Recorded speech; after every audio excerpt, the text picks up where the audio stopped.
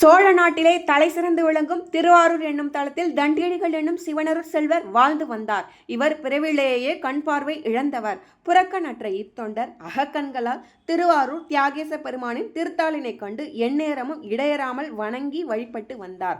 இவர் காலத்தில் திருவாரூரில் சமணர்கள் ஆதிக்கம் சற்று பரவி இருந்தது. அதனால் சமணர்கள் சைவ தொண்டர்களுக்கு பற்பல வழிகளில் இன்னல்களை விளைவித்தனர். தண்டியடிகள் நீராடும் கமலாலய திருக்குளத்திற்கு பக்கத்திலேயே சமணர்கள் பல மடங்களை கட்டிக்கொண்டு தங்கள் மத பிரச்சாரத்தை நடத்தி வரலாயினர். திருக்குளம் ஆக்கிரமிப்பால் சுருங்கியும் பராமரிப்பு இன்றியும் காணப்பட்டது. தண்டியடிகள் நாயனார் திருக்குளத்தை விரிவுபடுத்தி சுத்தப்படுத்த விரும்பினார். கண்ணில்லாத தண்டியடிகள் நாயனார் இறைவனின் திருவருளால் திருக்குளத்தின் நடுவிலேயே ஒரு கம்பை குளத்தின் கரையிலேயே நாட்டினார். 2 கம்புகளுக்கும் இடையில் கயிறு கட்டினார். இவற்றை தடவிக்கொண்டே குளத்திற்குள் இறங்கி மண்ணை தூண்டுவார். அதை கூடையிலே சுமந்து கொண்டு வந்து கரையில் கொட்டுவார். இப்படியே கயிறை பிடித்தபடியே சென்று திருக்குளத்தை தூர்வாரும் பணியை செய்து கொண்டிருந்தார். அந்த சிவத்தொண்டு செய்த நேரத்திலும் கூட அவரது வாய் ஈசனின் பஞ்சாட்சர மந்திரத்தை உச்சரிப்பதை நிறுத்துவதே இல்லை. தண்டியடிகள் நாயனாரின் இந்த தொண்டால் வெகு விரைவிலேயே குளம் சுத்தமாகி ஆழம் ஏற்பட்டு தண்ணீர் பெருக தொடங்கியது. தண்டியடிகள் நாயனாரின் இந்த செயலை கொண்ட சமணர்கள் பொறாமை கொண்டனர். எனவே அவர்கள் தண்டி அடிகளிடம் சென்று, நீங்கள் மண்ணை தோண்டுவதால் அவற்றில் உள்ள சிறு பூச்சி புழு போன்ற உயிரினங்கள் இறக்கும் தருவாயில் உள்ளது. எனவே அவற்றை துன்புறுத்த வேண்டாம் என்று என கூறினார்கள். அதற்கு தண்டியடிகள் நாயனார், கல்லில் உள்ள தேரைக்கும் கருப்பை உயிருக்கும் நல்லுணர்வு தந்து காக்கும் ஈசனுக்கு இந்த ஜீவராசிகளை எப்படி காக்க வேண்டும் என்று தெரியும் என்றார். சிவபெருமானுக்கு நான் செய்யும் இப்பணியால் சிறு ஜீவராசிகளுக்கு மட்டுமல்ல உங்களுக்கும் கூட எந்தவித தீங்கும் நேராது என்றார். நாங்கள் எடுத்து சொல்லும் தர்மத்தை நீ காதில் வாங்கி கொள்ளவில்லை, உனக்கு காதும் மந்தமோ என்று கேட்டனர் சமணர்கள். எனக்கு கண்கள் இல்லையே என்று நான் என்றுமே வருந்தியது இல்லை என்றார் நாயன்மார்.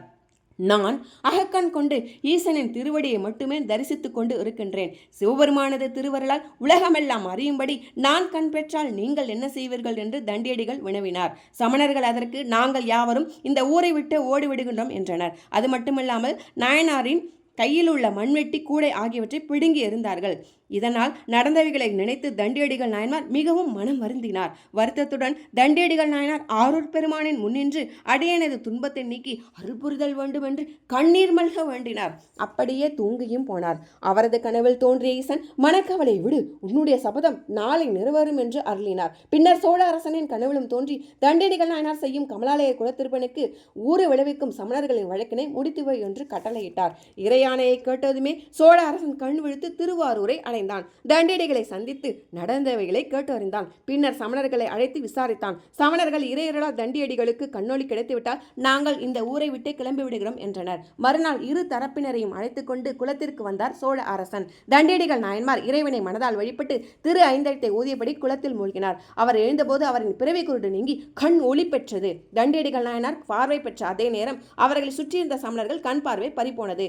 தண்டியடிகள் நாயனாரின் இறைபக்தியை எண்ணி வருந்தியபடி ஊரை விட்டு புறப்பட்டு போய்விட்டனர் சமணர்கள். தண்டியடிகள் நாயனார் தான் எண்ணியபடி திருக்குளத்தை அரசரின் உதவியுடன் பெரிதாக கட்டி முடித்தார். அது மட்டுமில்லாமல் பல காலம் இறைவனுக்கு தொண்டு செய்து பூவுலகை அடைந்தார். தண்டியடிகள் நாயன்மார் குரு பூஜை பங்குனி மாதம் சதய நட்சத்திரமாகும். நன்றி, வணக்கம்.